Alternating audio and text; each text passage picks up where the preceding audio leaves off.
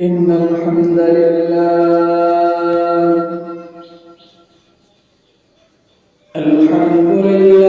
نحمده ونستعينه ونستغفره ونؤمن به ونتوكل عليه ونعوذ بالله من شرور أنفسنا من يهده الله فلا مضل له ومن يضلله فلا هادي له ونشهد أن لا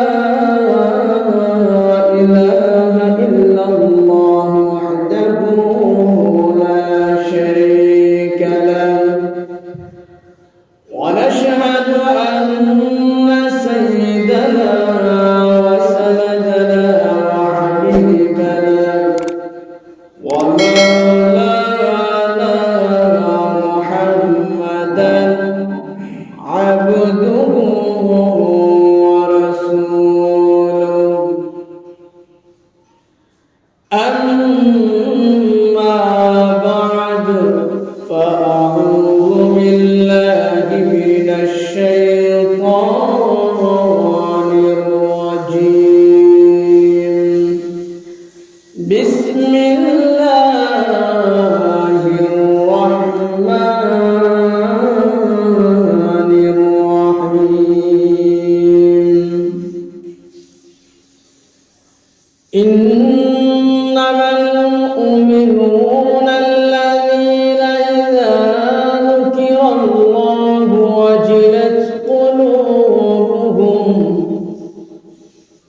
وجلت قلوبهم وإذا تليت عليهم آياته زادتهم إيمانا وعلى ربهم يتوكلون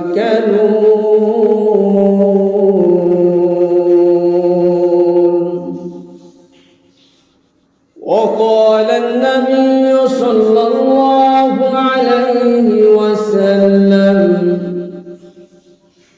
من خرج في طلب العلم فهو في سبيل الله حتى يرجع صدق الله العظيم وصدق رسوله النبي الكريم ونحن على ذلك من الشاهدين والشاكرين والحمد لله رب العالمين بلغ العلا بكماله كشف الدجى بجماله حسنت جميع خصاله صلوا عليه وآله بلغ العلا بكماله كشف الدجى بجماله حسنت جميع خصاله صلوا عليه وآله محمد آكل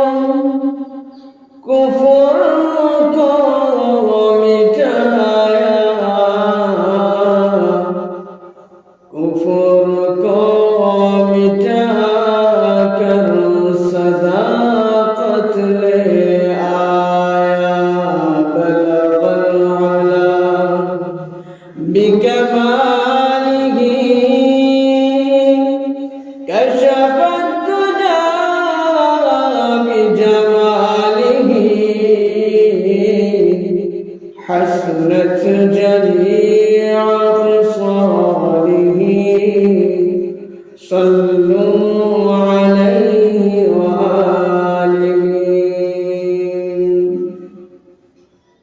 الحمد لله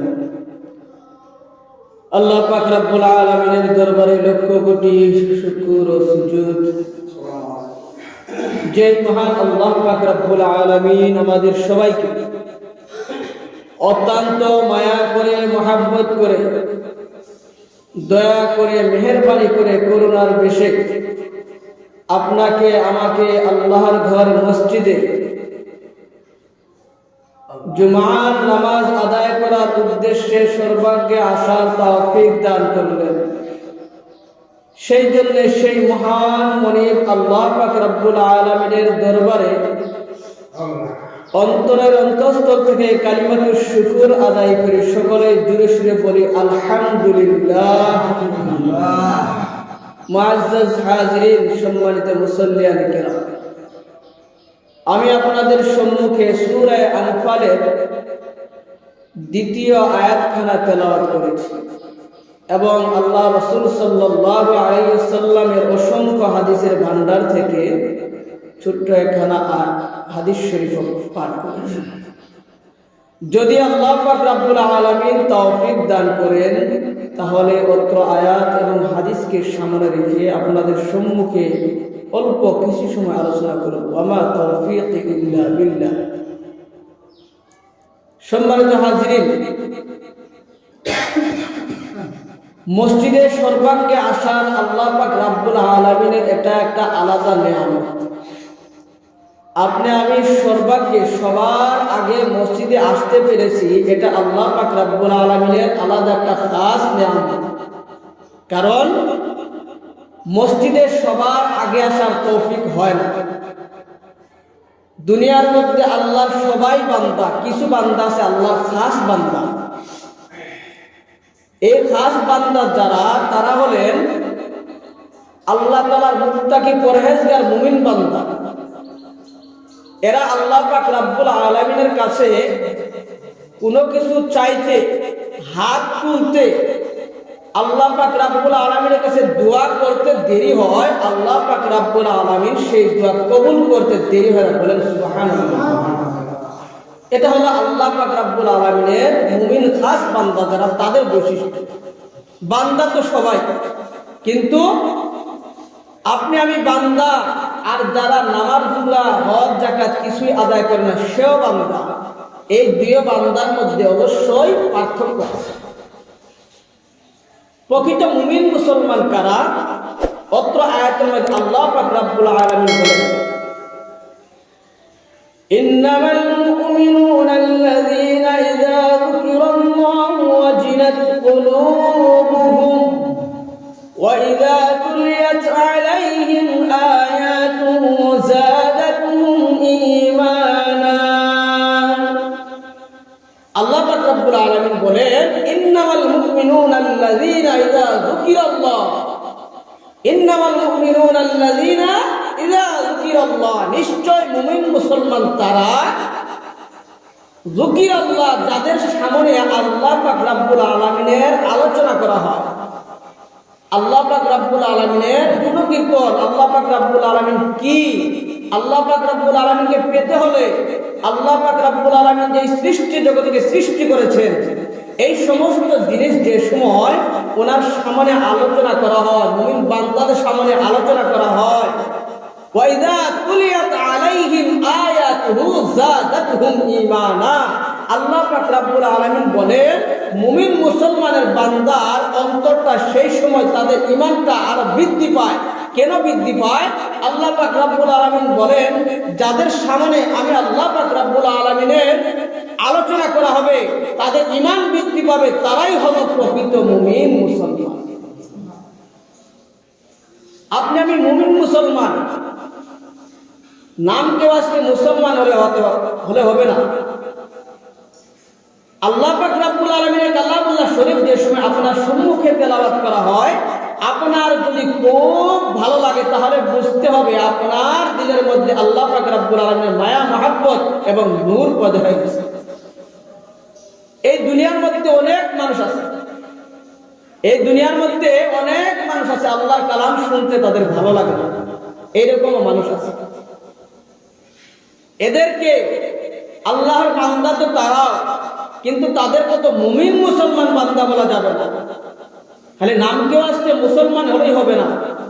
যদি আল্লাহ পাক রব্বুল আলামিনের কালাম তেলাওয়াত করা হলো, আল্লাহ রাসূল সাল্লাল্লাহু আলাইহি ওয়াসাল্লামের হাদিস শরীফ পাঠ করা হলো, আর তার ঈমান তাজা হলো না, সে প্রকৃত মুমিন নয়। প্রকৃত মুমিন যারা, তাদের সামনে যে সময় আল্লাহ পাক রব্বুল আলামিনের কালামুল্লাহ শরীফ তেলাওয়াত করা হবে, তাদের ঈমানের মধ্যে আলাদা একটা রহমতের জোশ মারবে এবং তাদের দিলের মধ্যে এমন ইস্তিহাদ চেতনা আসবে যে আমার আল্লাহ পাক রব্বুল আলামিনের কালামুল্লাহ শরীফ তেলাওয়াত করা হচ্ছে, আমার আল্লাহ পাক রব্বুল আলামিনের রাসূলের হাদিস শরীফ পাঠ করা হচ্ছে, আর আমার দিলের মধ্যে ইস্তিহাদ আসছে না, চেতনা আসছে না, তাহলে বুঝতে হবে আমার দিলের মধ্যে জংকার পড়ে গেছে, দুনিয়ার মায়া মহব্বত আপনার আমার দিলের মধ্যে গ্রাস করে ফেলেছে। আল্লাহ পাক রব্বুল আলামিন বলেন, ইয়া আইয়ুহাল্লাযীনা আমানু তাকুল্লাহা ওয়াল তানজুর নাফসুম মা কদ্দামাত লিগাদিন ওয়াত্তাকুল্লাহ।